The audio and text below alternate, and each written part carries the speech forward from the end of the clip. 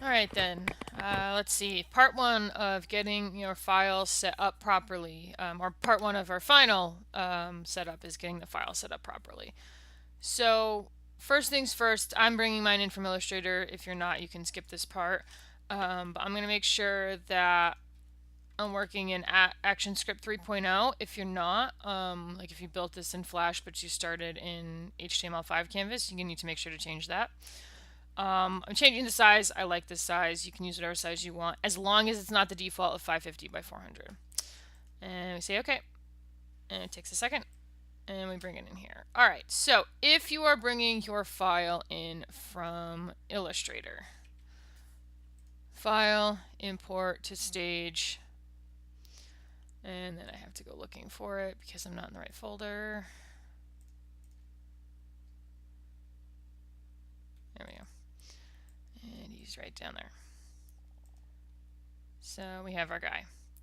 Now, this looks a little bit different than yours because I have an older version of Animate, but basically it should be asking you, do you want everything to be in there? And the answer is yes, and you want to convert layers to animate layers, and you want everything to be, editable, that kind of stuff. So we say import, and oh, he's really tiny. All right, there we go. And what happens is it brings in everything on the same layers that you had in Illustrator. And then because of the way I drew him, everything is a group. So if I double click on that, I get both an outline and a fill there. You should probably just have some drawn objects if you drew it more correctly than I did. But all right, so once you get it in here from Illustrator, now we're on both people, where no matter where you started, you need to make sure this is organized into the layers that you want, right? That's really important, that if you want the foot to move separately, it has to be on its own layer. And if you want, let's say this part and this piece, let me zoom in here. So both the stripe and this piece, if I want them to move together, they have to be on the same layer as well. So you need to think about what you're going to do for animation and then divide things based on what you might want to do. Now, if you're thinking to yourself, well, there's a lot of times when I just want the nose and eyes to follow the head, but there's sometimes when I want them to move separately, that's actually okay. You don't have to keep everything the same the whole time you're animating. You can always do replacements. We'll get to that in a second. But then what you need to do, and there is no quick way to do this, there's no easy way to do this, is we've got to convert everything into movie clips. It's his left, it's my right. That's what confuses me. Make sure your registration points are in the center for these. Twirl that back up. There we go. It should look like this. Left foot, movie clip. Okay. And then you need to keep doing that for all the pieces. There is no way to kind of select everything all at once, because what it'll do is it'll collapse it. And we'll actually get to that in a second. If I want two pieces to be in the movie clip, I have to shift select those. Make sure those are okay. And then when it comes to the rest of him, I take the track where I'm careful when I animate. So if I need to move all of these pieces that are across multiple layers, I simply move them all at the same time. That has its ups and downs. Great for motion, right? Like moving. Not very good for rotating, because with rotating we have to worry about this anchor point. And whenever you have multiple items selected, the anchor point resets every time. If you have one item selected and you change the anchor point, it stays there. But it doesn't do that with multiple items. So you need to know what it is you're doing. So I'm going to keep them separate, but you don't have to do that. And I'm going to pause this, make them all movie clips, and we'll come right back. Alright, so almost done making them all movie clips. I can see them showing up over here. If you're worried about selecting everything that's on a particular layer, what you can do is, let's see, oh, I have it backwards, right eye, left eye, whoops. There we go. I can select the layer, and it selects everything that's on that layer. So it makes it a little bit easier to, right, to make sure you're getting all the different pieces, because not everyone's going to have as simple a character as this. Alright, once everything is a movie clip that needs to be a movie clip, you need to prep these movie clips. we go to our free transform tool and then we click on it, and this white dot, I need to place it where something needs to rotate around.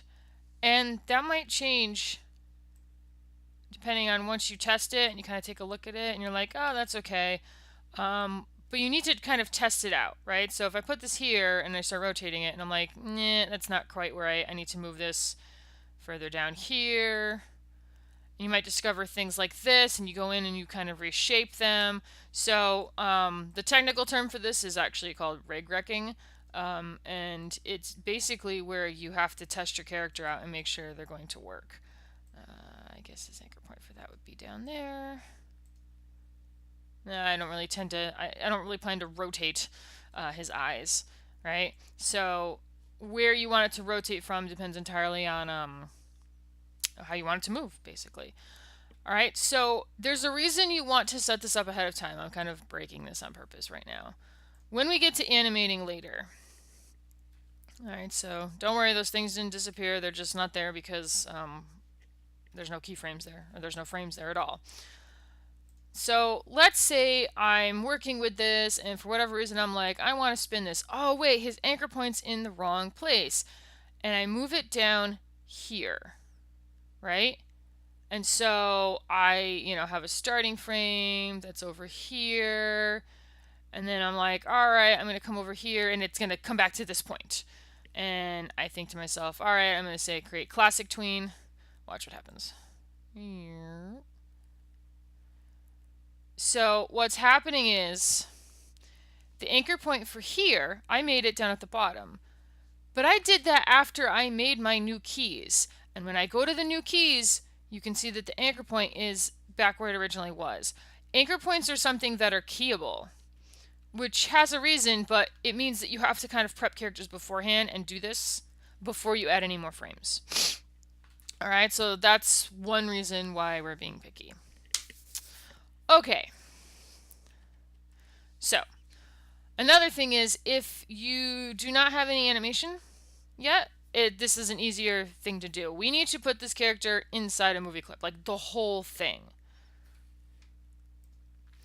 So, we need to put this thing in a movie clip because that's how this code actually works. This is my sort of one file that has some code in it. It's got this lame background. Now when I test the movie, the character shows up, but he's not here.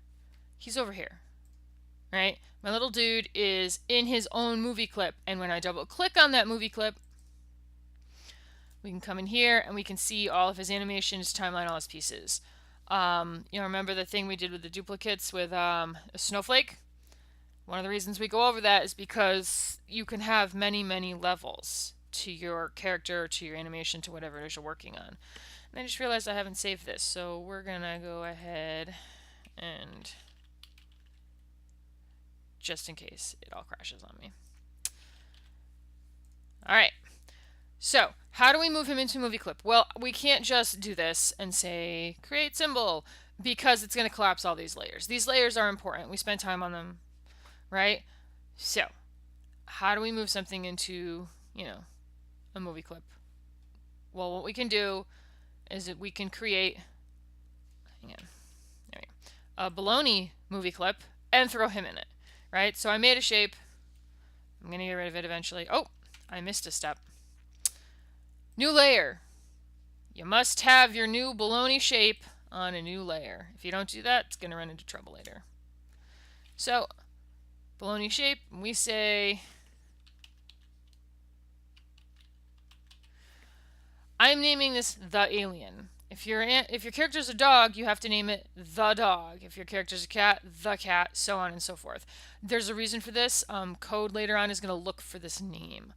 So make sure it's lowercase the, capital first letter of whatever the name of your thing is, and then the rest lowercase. No spaces, no underscores, no dashes, no nothing.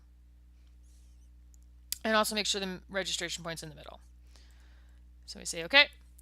And now we have a baloney movie clip. So now what I can do is nope. Come on. There we go. Ah, I undid the movie clip part. I also spelled it wrong. I'll fix that later.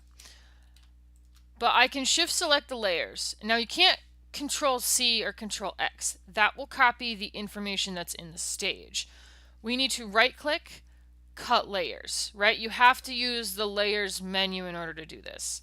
But I go inside the movie clip, that is, you know, the malarkey one, and I right click and I paste layers, and now my layers are in here. Now it moved the character. There's a reason for this. It moved the character because out here, the registration point is considered this right here. This is 0, 0, and everything is measured through that.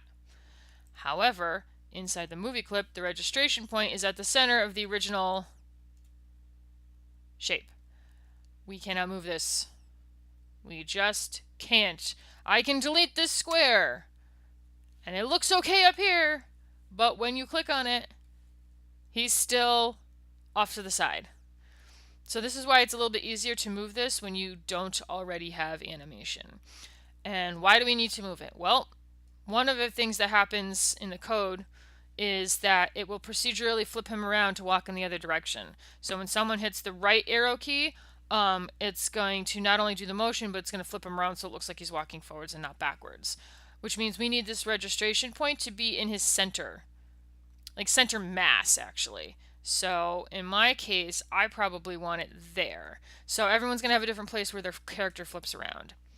The vertical does not matter that much.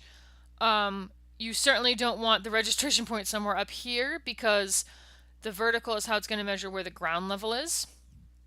So you may want it to be like right where his feet are. That's not bad. But it matters less because we can easily change what, quote, the ground level is. But we need to make sure that it's at least the axis of it is coming up through his center mass so that when we rotate him around, he rotates correctly. We're going to just rename this real quick. There we go. All right. So now he's inside the movie clip and he's got all his different layers, and each thing on those layers is also itself a movie clip. Okay. Now, one last thing about this. If you already had animation in and you need to be able to move him, right? If I need to be able to move him in regards to this registration point, there's a way to do it. It's a little bit tricky. The more animation you have, the more issues you might have. But first of all, we're going to zoom out. And I'm zooming out because I want to make sure I see every single piece of anything that happens in here. I don't want anything lost. All right. I'm going to kind of stick this in the middle. Actually, it might be better if I stick it to the front. But we're going to use something called onion skinning, which lets us see previous and next frames. That's what you're looking at there. That's all the different frames that exist in the animation.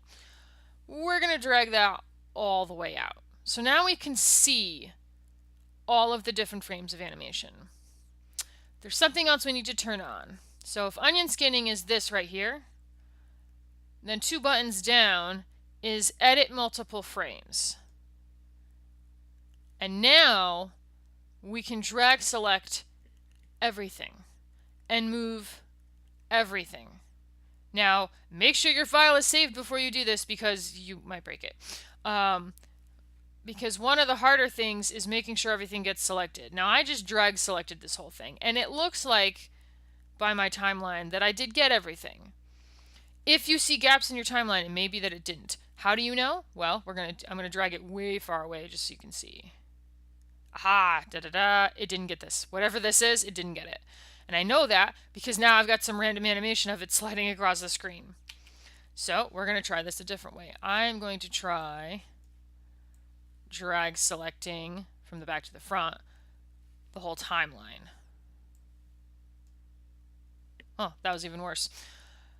All right, we can also try if I'm going in the opposite direction, I need to move the time marker like this and drag it all the way to the front. And we'll try it in this direction. And you kind of need to like retry it until I listened. Okay, so going in that direction from the front of it to the end of it worked. And now I can move this entire animation wherever I want. I mean, I want it back here to be clear because it was in the right place in the first place. But that is what it took. I had to choose to actually start here at the bottom and drag to the end and to the top. Which also meant, by the way, that I had to change these brackets at the top first. But we're going to turn this off. And there you have it. So that's how you can move all your animation at once. The next thing we'll be going over is certain animation things to look at and setting up the timeline so that it looks like this.